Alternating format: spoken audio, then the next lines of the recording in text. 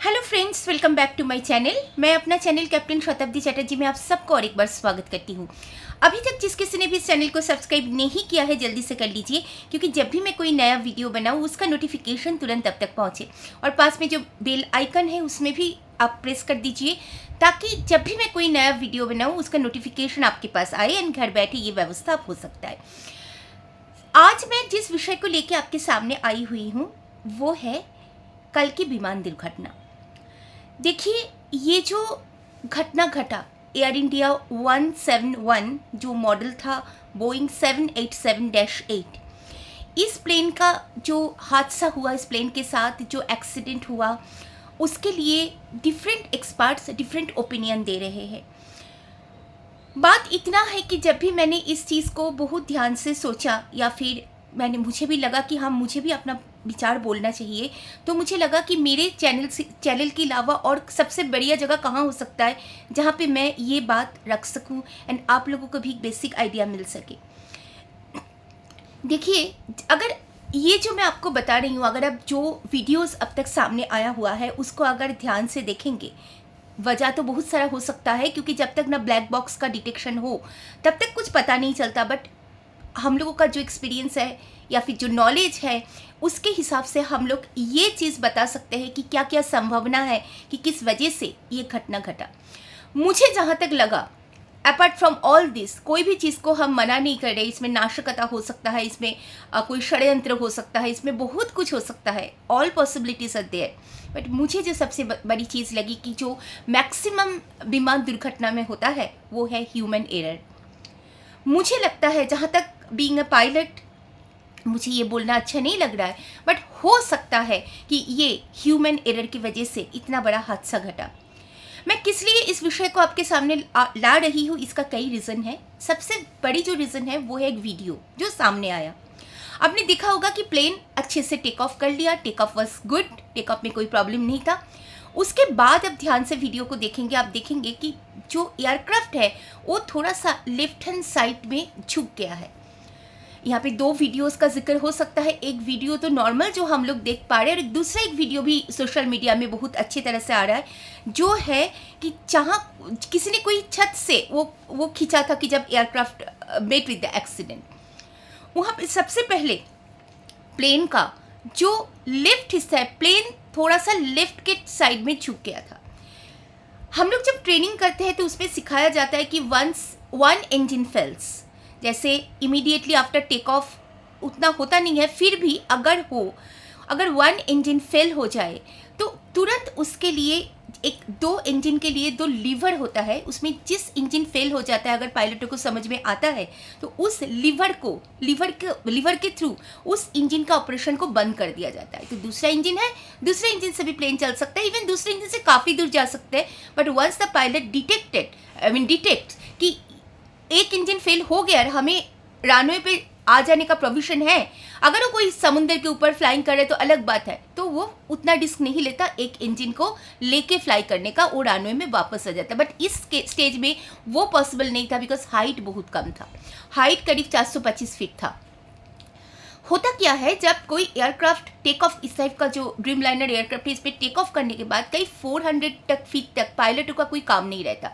जैसे इसके बाद जो भी ऑपरेशन करना होता है कि 400 फीट क्रॉस कर जाए, उसके बाद पायलट ऑपरेशंस में आते हैं कि जहाँ पे जो भी करना है।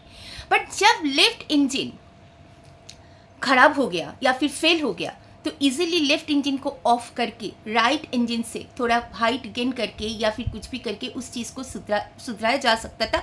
Even if they want to come back, थोड़ा सा हाइट गेन करके उसको वो लेके आ सकते थे। बट मुझे लग रहा है, जहाँ तक मेरा ख्याल है, कि जब इन्होंने लेफ्ट इंजन बंद करने के लिए, क्योंकि दोनों इंजन का लीवर आसपास रहता है, लेफ्ट इंजन को बंद करने के वजह इन्होंने राइट इंजन को बंद कर दिया। हो सकता है कि इसी के वजह से प्लेन गिर गया, क्योंकि दोनों इंजन अगर जब गलती भी समझ में आया तब भी अगर वो राइट इंजन को चालू करना चाहे तो उतना टाइम नहीं था, क्योंकि हाइट बहुत कम था, तो वो आके ज़मीन पे गिरा, क्योंकि दोनों इंजन फेल हुआ। नहीं तो दोनों इंजन फेलियर एक साथ बहुत ही एब्सर्ड है, एक साथ दोनों engine failure immediately after take off हो नहीं सकता। बाकी बात तो ब्लैक बॉक्स बताएगा। ब्लैक बॉक्स में जो भी उनके पास जो भी रिकॉर्डेड हुआ होगा, क्योंकि सब कुछ रिकॉर्ड होता है, कॉकपिट में जो बातचीत हुआ वो रिकॉर्ड होता है। अगर इन्होंने गलती से लेफ्ट के जगह राइट इंजन बंद कर दिया वो भी रिकॉर्डेड हुआ है, तो बाकी बात वहीं से पता चलेगा। बस बेसिकली बात ये है कि एक घटना को देखकर डरने का आवश्यकता नहीं है, बट हाँ थोड़ा सा समझदारी से काम लेने का आवश्यकता है। जो गलती किसी की वजह से अगर हुआ हो तो वो भविष्य में ना हो, इसके लिए पायलटों को अलर्ट होना पड़ेगा। देखिए, human factor takes an very important part in aircraft accident, and human factors कई वजह से होता है। टेंशन की वजह से हो सकता है, क्योंकि वो एक सिचुएशन ही कुछ ऐसा था, हाइट नहीं था, एक इंजन फेल हो गया, दूसरा इंजन को बंद करना था और दूसरे इंजन को उस इंजन को बंद करना था और दूसरे इंजन को इन्होंने गलती से भी बंद कर सकते हैं।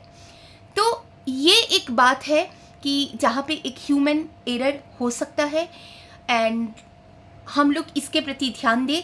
अभी भी जो पायलट्स फ्लाई करते हैं वो अपना मेंटल जो स्टेट है उसको लेके चले, एंड एट द साथ साथ कॉकपिट को बड़ा सीरियसली ले, क्योंकि यहाँ पे अगर कोई गलती हो जाता है तो कभी कभी ऐसा भी मौका आता है कि सुधरने का टाइम तक नहीं मिलता। आपका जान तो कीमती है ही, आपके साथ साथ आपका पैसेंजर्स का भी है। ये मेरा एक ओपिनियन था। अब तो वेट हमें करना पड़ेगा कि एक्चुअल घटना क्या हुआ था या फिर क्या हो सकता है, बट हम लोग चाहेंगे भविष्य में इस काइंड ऑफ विषय को लेके हम लोगों को बात ना करना पड़े। देखिए, एक्सीडेंट इंसिडेंट कभी भी हो सकता है इसको, बट हाँ सावधानी से इसको कम किया जा सकता है। तो इसीलिए ये जो मेरा वीडियो आज इसी मैसेज के साथ मैं ख़त्म करती हूँ कि ह्यूमन फैक्टर्स, इंसानियों का जो मेंटल स्टेट है, उसमें परिस्थिति अगर प्रतिकूल हो तो उसमें काम रहना ज़रूरी है। परिस्थिति अगर प्रतिकूल हो तो उसमें उस चीज़ को संभालने के लिए जितना भी जो एक स्टेबिलिटी चाहिए वो रखना ज़रूरी है। हालांकि बोलना आसान है, ये करना कभी मुश्किल भी हो सकता है, but still we have to take care of this. So चलिए, आज के लिए बस इतना ही। मैं फिर आऊँगी एक नए सब्जेक्ट के साथ, नए विषय को लेके, एंड जो एविएशन में आना चाहते हैं उसके लिए किस तरह से आप एविएशन में करियर बना सकते हैं उसको लेके। आज के लिए बस इतना ही। अगर आपका भी कोई ओपिनियन है इस विषय में, आप मुझे कमेंट बॉक्स में ज़रूर लिखिएगा। तो चलिए, आज के लिए बस इतना ही। मिलते हैं नेक्स्ट वीडियो में, तब तक के लिए बाय बाय।